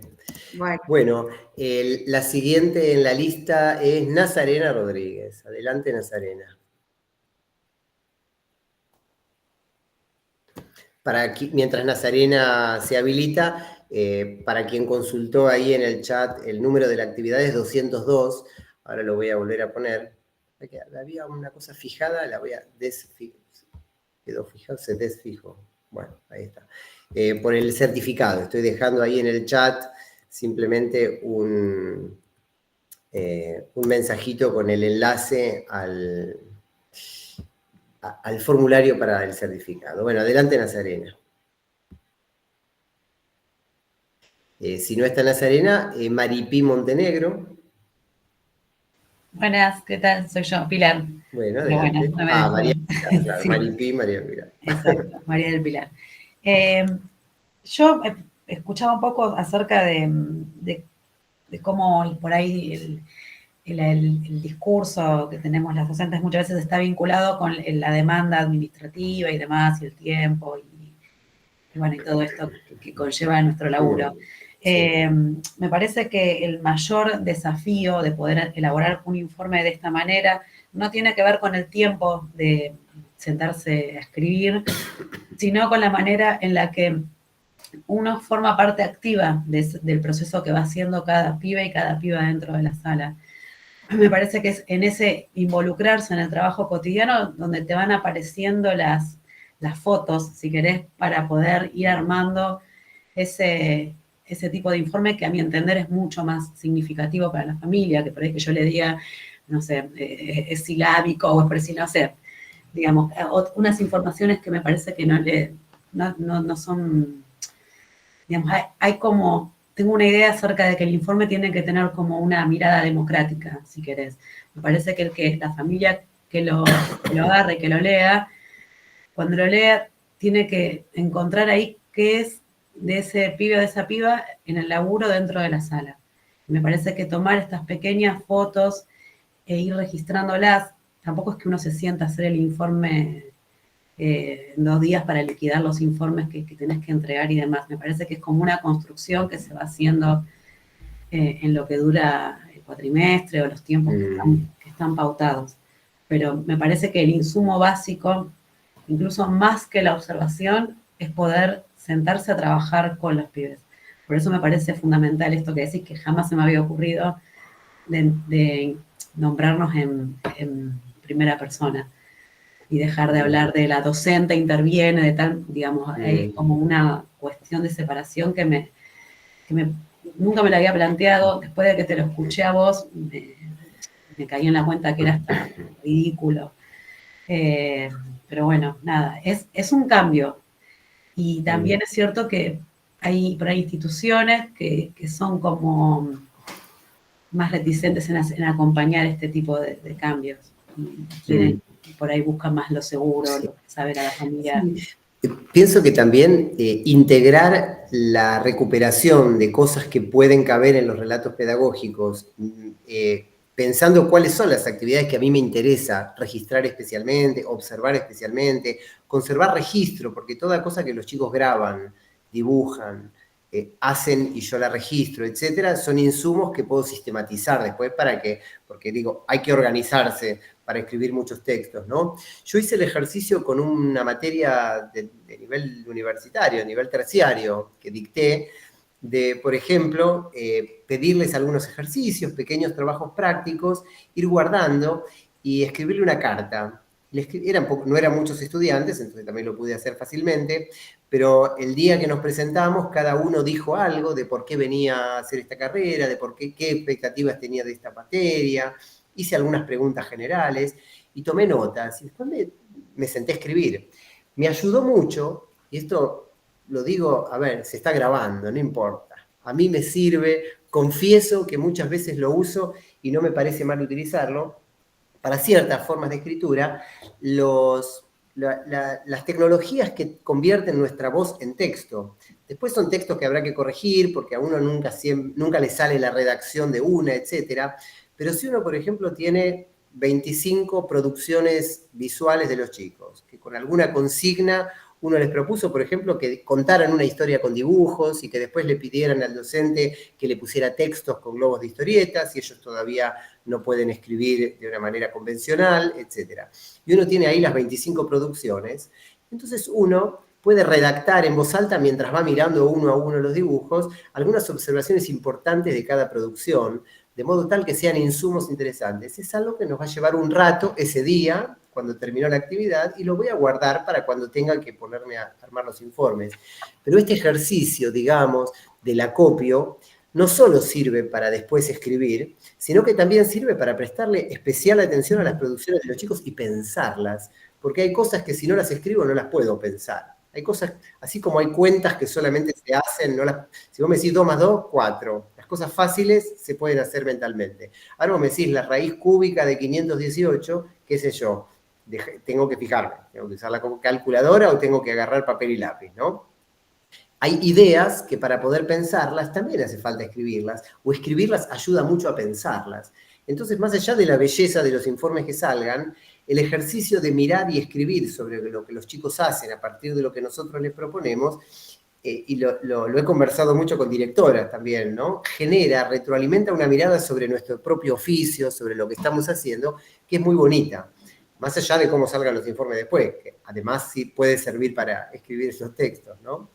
Bueno, gracias por compartir esa reflexión, María Pilar. Juliana Galeano. Hola, buenas tardes. Hola, Yo soy de Juliana. Concordia. Estuve escuchando bien. todo ¿Cómo está el Concordia? Concordia, sí. Amo Concordia.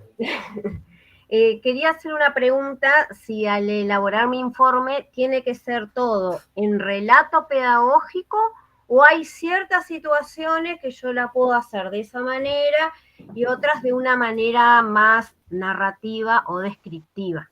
Porque justo... Qué bueno. Gracias por la pregunta, viene muy bien.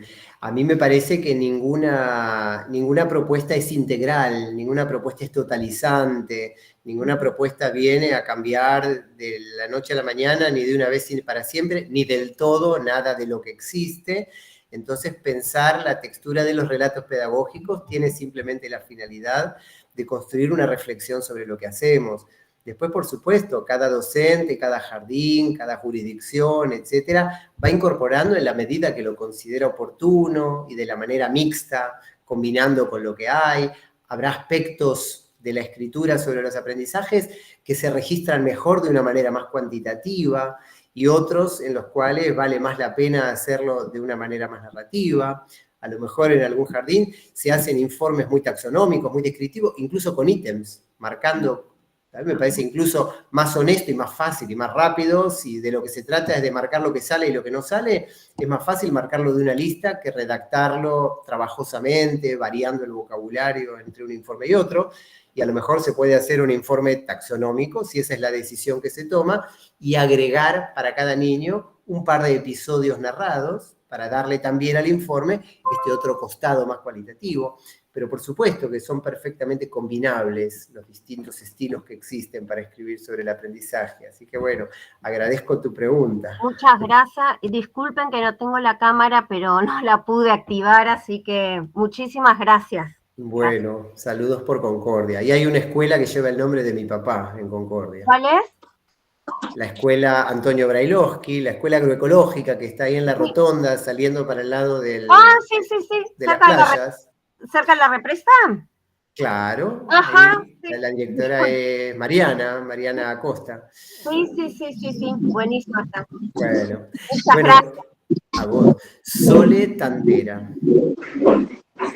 Hola, acá estoy, de la provincia de Santa Fe. Sí, no sé si se escucha bien. Yo te quería contar que estoy trabajando en educación especial, soy vice de una escuela de educación especial y la verdad que el tema informes cuesta un montón, sobre todo a la hora de pensar, ¿no? Primero, la orientación que siempre trabajamos es que quiénes lo van a leer, los papás, y qué quieren escuchar o leer de sus hijos, ¿no? Qué pasa y qué acontece dentro de las aulas. Entonces, bueno, nos vino muy bien tu libro, lo estamos trabajando un montón desde el año pasado y las experiencias registradas en fotos nos ayudan un montón porque partimos de experiencias, de viajes, de salidas, de acontecimientos dentro de la escuela o una simple actividad pensada un día y que se disparan algo re interesante. Siempre hay un docente que registra en fotos y bueno, a partir de esas fotos se nos hizo mucho más fácil poder hablar, escribir de los chicos, sobre todo aquellas cuestiones que no aparecen y no van a aparecer nunca. Yo escuchaba esto que vos decías en proceso, y nosotros esas palabras a veces no las podemos usar porque sabemos que ni siquiera van a llegar a estar en un proceso. Claro. No ponemos techo en cuanto a aprendizajes de lectoescritura, aprendizajes en contenidos, pero sí sabemos que en determinadas cuestiones como la motricidad o caminar o hablar o ver en niños que tienen una discapacidad ya permanente, no podemos decir ciertas cosas y tenemos que cuidar un montón las palabras que usamos. Así que bueno, cada vez que llega ese momento de la escritura de narrativas o de relatos, se generaban, ya menos, pero se generaban mucho, qué qué sé yo, problemáticas que en torno a esto, cómo lo digo, lo tengo que decir, pero cómo, le digo algo que el papá ya sabe que es así, en algunas dificultades o multidiscapacidad, de dónde me agarro para poder decir algo positivo, algo, un aprendizaje por más que sea mínimo. Bueno, las fotos nos ayudaron un montón. De escribir en áreas también, qué pasa en música, qué pasa en educación física, qué pasa en plástica, qué pasa cuando hacemos algo artístico, cuando participamos de un acto. Entonces, bueno, tomarnos también de experiencias y decir qué pasa ahí nos ayudó un montón. Dimos un gran salto en la escritura a partir de incorporar fotos y también anécdotas, cosas graciosas, lindas para leer para los papás, algún gesto de compañerismo, alguna situación que se dio, que no estuvo provocada ni pensada y apareció, bueno, también lo relatamos. Eso nos ayuda mucho y lo quería contar. Bien. Antes creo Maripí decía que, quiero decir, hay algo de orden de que un informe no sea muy técnico, que esté escrito en un lenguaje directo, que sea un lenguaje democrático o algo así, decía, ¿no? Sí. También es cierto, y esto alguna vez una maestra me lo observó en un taller hecho en un jardín, que cuanto más democrático es el lenguaje que utilizamos, más permiso le damos a la familia para responder, comentar, opinar, decir algo. Uno abre una puerta también cuando cuenta historias accesibles, cuando explica los fundamentos de lo que hace. Si uno dice, es silábico, listo, gracias, es silábico. En cambio, si uno dice, a veces los chicos no escriben las palabras completas, pero se toman de alguna letra de la palabra y la representan. Por ejemplo, fulanito lo escribió de esta manera, entonces yo le pregunté, qué sé yo. A partir de eso, alguien que lee eso, y que si le decían es silábico no tenía nada para decir, pero si uno explicó lo que hace, por qué lo hace, explicó lo que hizo el niño y uno lo analiza, entonces va a venir y te va a contar. Ah, sí, en casa, en la cocina, tenemos un azulejo en el que le dejamos escribir con marcadores de pizarra y escribe otras palabras y te va a contar lo que pasó ahí y te va a preguntar algo más y se va a dar una conversación que este carácter democrático de la escritura, también el efecto que puede tener es el de ayudar a construir un vínculo con las familias de mayor compromiso con los fundamentos educativos de lo que se hace en la escuela. Que para una nosotros mamá es un misterio lo que pasa en el jardín, ¿no? Porque una mamá una vez nos dijo que lo que nosotros escribíamos en el jardín a ella la transportaba a pensar esas situaciones, ya que su hijo cuando volvía no le podía contar. Esto que se conversa en casa, en la familia, bueno, hoy, no sé, pasó fulanito, estuvimos haciendo esto, ese niño no lo podía relatar, y dice, el relato de ustedes hace que a mí, que yo me pueda imaginar todas esas situaciones. Y las fotos ayudaron un montón. Mira, bueno, vale para el maternal también, que los chicos tampoco cuentan mucho de lo que pasa en el jardín. Bueno, quería compartir, gracias. Gracias. Daniela González. Buenas tardes. Daniel, la verdad que un placer escucharte tal como leerte. Para mí sos un referente del nivel, estuve en sala, estuve en la dirección, en cada lugar uno lo ve de manera diferente al escribir y al acompañar estas escrituras. Y se me vino lo que ya plantearon las chicas de los registros, de cómo decir, ¿no? Cuando nos llegan, en mi caso ahora que estoy en el rol de inspectora, nos llegan las trayectorias para incluir. Entonces, acercarnos y ver y poner en tensión y pensar esto, ¿no? ¿Qué ofrecemos? ¿Qué decimos cuando decimos? ¿No? Correrlas de las etiquetas. Por ahí se ve cuando te presentan una emisión de criterio una cosa y vas al informe y no se refleja, ¿no? Y pensar que estamos hablando de seres humanos, nada más y nada menos. Sí. Y esto me parece fantástico esto de, ¿no? No podemos detallar todo, tomar qué escenas, qué vamos a decir y cómo, porque después en el día a día, en esto del jardín de puertas abiertas, compartimos con las familias y en esa cercanía podemos mostrar y ellos ver, ¿no? Cómo enseñamos y cómo ellos aprenden, porque la familia que no es docente no tiene por qué saber cómo se enseña y cómo aprenden.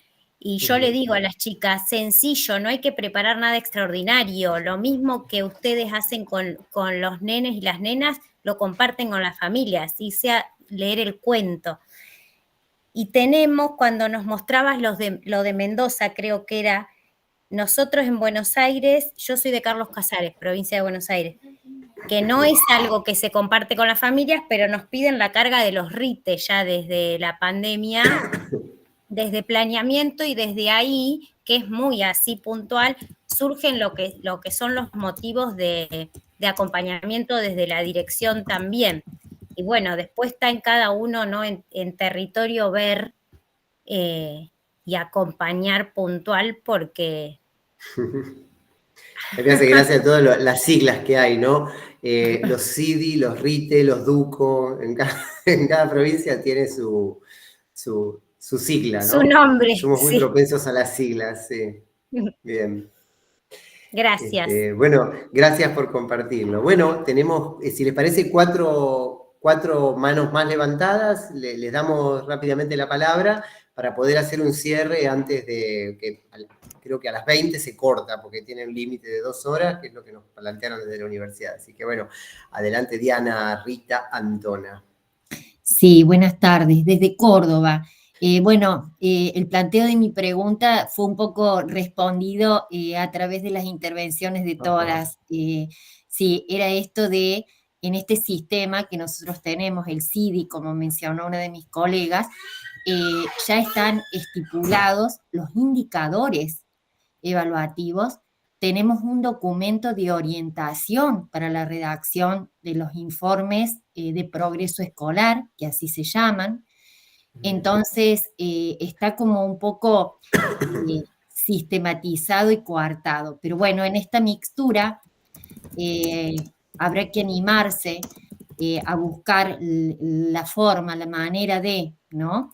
Sí me preocupa en estas 3 pinceladas que se pueda visibilizar bien el aprendizaje logrado y no que quede en lo anecdótico o en una foto una foto muy superficial de lo que propuso la docente y lo que hicieron los niños, sino cuál es el aprendizaje que subyace a través de esto.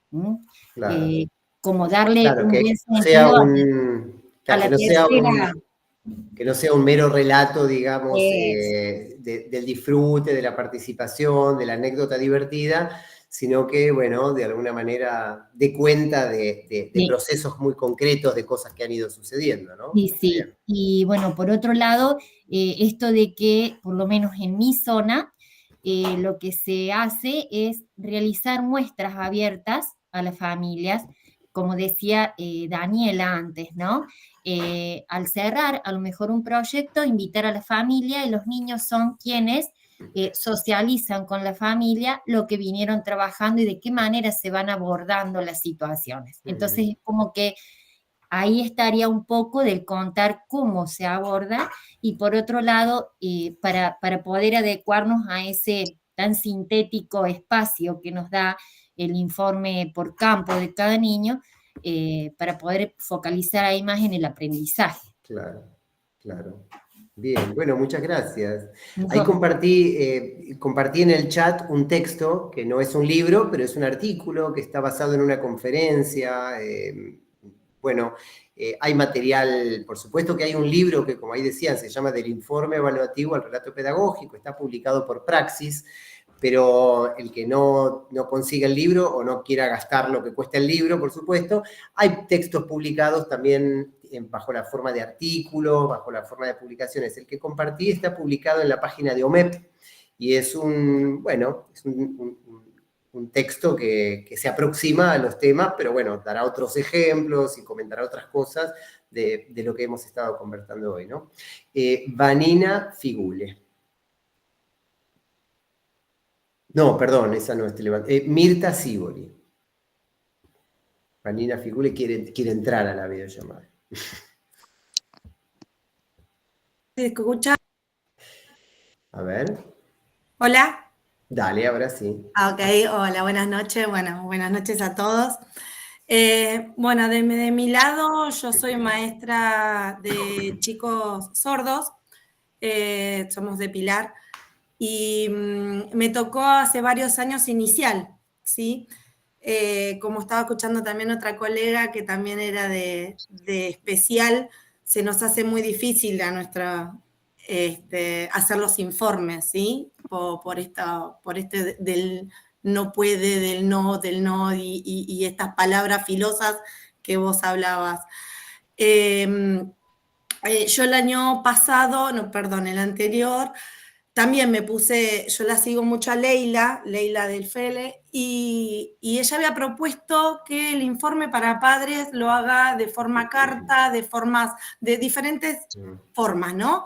Y una de ellas era la búsqueda del tesoro. Entonces, y se me ocurrió hacer QRs, nosotros también lo mismo, con muchas fotos, muchos videos de todos los proyectos. Yo trato de hacer muchas fotos, mucho video, que se entienda qué es lo que estamos haciendo. Entonces hice una búsqueda del tesoro en una hoja, puse un recorrido que iban, por ejemplo, en principio de año, que fue la adaptación, que ya no se le dice más, procesos. Puse bosques sinuosos, no sé, eran pantanos, ¿no? Y en cada puerto que llegaba ese recorrido, iba un QR con la propuesta que había hecho yo, ¿no? Ese proyecto. Aparte hice el informe para la escuela, y los padres, la verdad que fueron felices al ver los videos y las fotos y todo lo que habíamos trabajado durante el año, ¿no? En cada estación había algo ahí trabajado por ellos. Estuvo fantástico.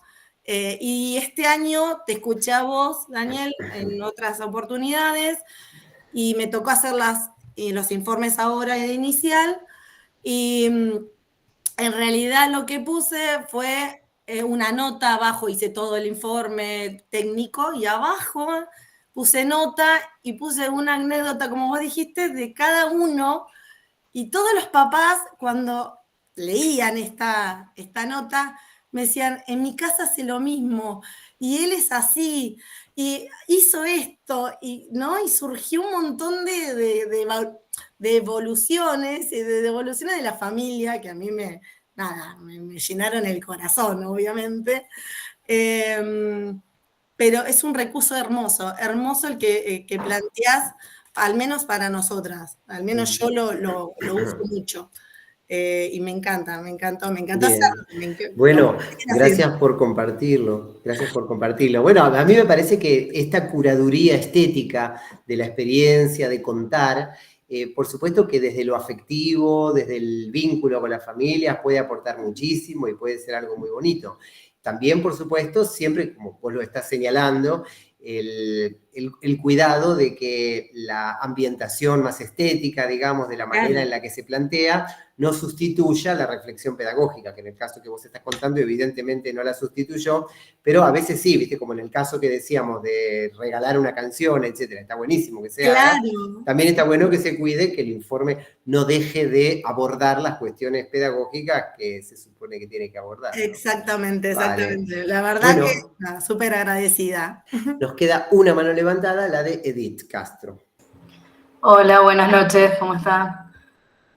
No, más que nada la pregunta viene en relación a que claramente pensar el relato pedagógico implica un cambio de posicionamiento de la postura docente, 100%, es otra mirada, esto que decís, de mirar desde adentro, y nada, tu libro lo recibimos el año pasado, creo, y empezamos a trabajar con eso, y generó resistencia de varios lados, de las propias docentes, desde autoridades, ¿no? Yo estoy en cargo directivo, pero desde inspección. Preguntarte cómo llegaste por ahí a esto y si fue como una lucha interna también con tu propio posicionamiento docente y qué fue lo que te generó llegar a esto. Es una pregunta más personal, pero... Claro, bueno, está bien, no, pero es legítima. Yo hice informes durante los años que trabajé como maestro de sala, en jardines, hice distintos tipos de informes y a mí siempre me gustó escribir. Yo escribo, bueno, ya saben, escribo un montón, me conecto con muchas cosas a través de la escritura. De hecho, acá traje para compartir como cierre una lecturita tomada de mi primer libro, que se llama Órbitas Arteriales. Lo escribí a los 17 años, en coautoría con mi mamá, y es un libro de poemas. Y lo vendía en los bares de San Telmo, un barrio medio hippie en esa época de la ciudad de Buenos Aires. Iba por los bares vendiendo, tenía el pelo largo y vendía mi libro de poemas a la gente que estaba morfando en la cena. Yo iba y le decía, ¿quieren comprarme un librito? Son mis poemas, los hice con mi mamá. Bueno, ahora por suerte no se consigue este libro y nadie va a leer mis poemas, pues ya me dan vergüenza, ya me arrepentí de todo, ¿no? Pero digo, mi relación con la escritura hizo que, por supuesto, me interesara por este aspecto. Todas estas sensaciones de incomodidad, de engorroso, dijo alguna colega hace un rato, ¿no?, que genera la escritura de los informes, son ocasiones también de pensar qué me pasa a mí con mi trabajo, ¿no? Entonces me parece que fue un poco esa motivación, la de pensar, mirar el laburo pedagógico en la sala a través del cristal de las escrituras. Es una manera personal también de volver sobre cosas que me interesan, que me gustan y que me las permite pensar, ¿no es cierto? Antes de leer la frase de cierre, que ya tenemos que cerrar, quisiera decir 2 o 3 cositas prácticas. Una, que esto va a quedar grabado, lo subiremos, lo comparto a través de mi Instagram, después el enlace a la grabación. Otra, que mañana, en este mismo enlace, y a esta misma hora, a las 6 de la tarde, va a haber otra actividad dentro de este circuito, digamos, de actividades de la Semana UNIPE, que a cargo de Vanessa Partepilo, de la que yo también voy a participar, que es cordobesa, que está haciendo su tesis doctoral sobre las cartas pedagógicas. También tiene que ver con la escritura, y ella va a hablar un poco de las cartas pedagógicas. No digo mucho más, es una profe muy copada, muy interesante lo que ella plantea, y el día viernes van a estar compartiendo acá un grupo de colegas de la escuela Guido Spano, de la escuela, bueno, en realidad Javier Lamónica es el director en este momento de la Escuela de Gestión Cooperativa Nueva Guido Spano, y junto con otros colegas van a presentar una investigación que se llama De la inclusión como demanda a la inclusión como deseo, y va a hablar un poco de algunas experiencias de inclusión. Bueno, estas son las otras actividades que hay enseguidita. Si quieren lecturas, tengo una biblioteca muy nutritiva en el link de mi Instagram. Se llama El texto del que hablamos. Uno entra a la bio del Instagram, que tiene un link, y busca donde dice el texto del que hablamos, y ahí hay centenares de textos, ninguno escrito por mí, todos que yo fui recopilando y que en muchos casos tienen que ver con distintos insumos bibliográficos que utilizo para escribir. Y por último, entonces, y para despedirnos, y bueno, perdón que a lo mejor quedaron algunas manos levantadas, etcétera, pero podemos seguir conversando en los comentarios de la publicación del Instagram. Me gustaría leerles un poema que no lo escribí yo, este es de los que escribió mi mamá, pero quiero leerlo, se me ocurrió ayer justamente con gente del Guido Spano, que estamos haciendo un taller más extenso de varias clases, con una modalidad más productiva sobre este mismo tema. Ella escribió a sus 15, 16 años, ahora tiene 73, escribió este poema, del cual ella también ya se arrepintió, y no le cuenten que lo leí en público porque no le va a gustar, un poema que se llama Palabras. Entonces me gustaría concluir leyendo este poema de María Elena Mittelman, mi mamá, que se llama Palabras, y dice así. Es cursi, es ñoño, aviso, pero a mí siempre me gustó. Entonces, a pesar de la ñoñez, lo quiero compartir. Dice así, hay tantas palabras, está la palabra mano, tibia, que se ofrece, está la palabra flor, azul, que se regala, está la palabra escudo, dura, que protege, y la palabra flecha, inútil, que dispara. Y está también la palabra encuentro, abierta, que promete, y la palabra adiós, dolorosa, que separa. Pero la más triste de todas, la más solitaria, es la palabra que envuelve los silencios muertos como una mortaja. Es la palabra máscara, que nos cubre el cuerpo y deja fuera el alma. Bueno, estos son los versitos de mi vieja que les quería compartir, simplemente a modo de cierre. Voy a cortar la grabación, que quedará disponible en algún lugar, ya lo compartiremos.